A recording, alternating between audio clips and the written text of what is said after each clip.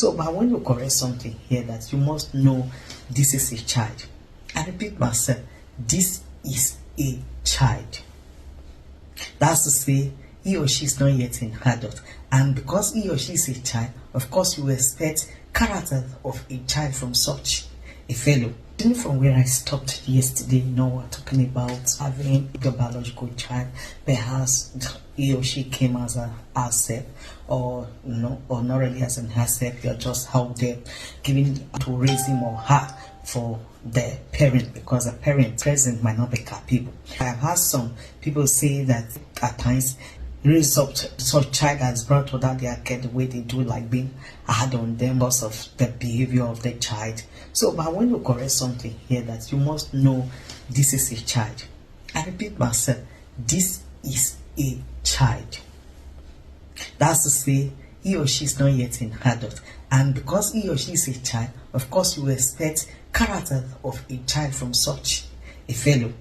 And such character of a child is that, number one, he or she is liable to make mistake again and again. And that is why you were there, to begin to correct again and again, and not to be fed up. Correct that child the way you correct yours. Let's be sincere here. A sincere parent, true parent that have the feelings of your own biological child, you will not want to like smack that your child again and again and again. It's almost sent to the other side of life. It's not done. Why? Because of the love you carry in your heart towards such a particular child. So why don't we handle children also that is brought under our care? Another character of a child is that a child is independent. There are things he cannot do on his own here. It depends on somebody for a survivor. That's, for example, meeting basic needs and being put in order. So if we can do that for our children, what stops us from extending that, say, hand of love to this particular child that is under your care at present? Another character of a child is that a child needs love, needs attention. So if you can still do that for your child, why don't you also repeat the same thing for that particular child under your care?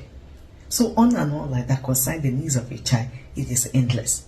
So please, I always believe that studying about the needs of a child that is brought under your care, it might not be something difficult to do, because looking at the needs of your own biological child, you should as well say this is the need of this particular child.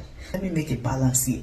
I quite also understand there are some children that is brought under our care that their character differs totally from that of our children, that had some characters that ought not to be before he or she was brought under your care. So when you discover that since he or she came, you're trying to put him or her right, and he or she is not picking it. So instead of become so hard on such a child to the extent that you see some people, the way they handle a child because it's not theirs, it is something else.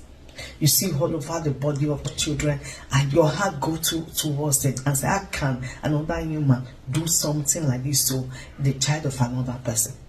So back to what I was saying, if you discover that this child that came under your care, he or she is having some attitude that does not flow with yours or your children, and you're trying to like amend, it's not working, I beg of you, please, please, please, do the best by calling on to the parents or the guardian that handed over this child to you to come and pick their child.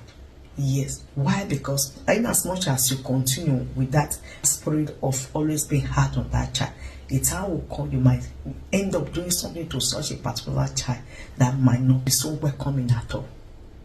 So that at the end of the day, instead of becoming a blessing to that child, you don't end up attracting setback, difficulty to your own life. God bless you.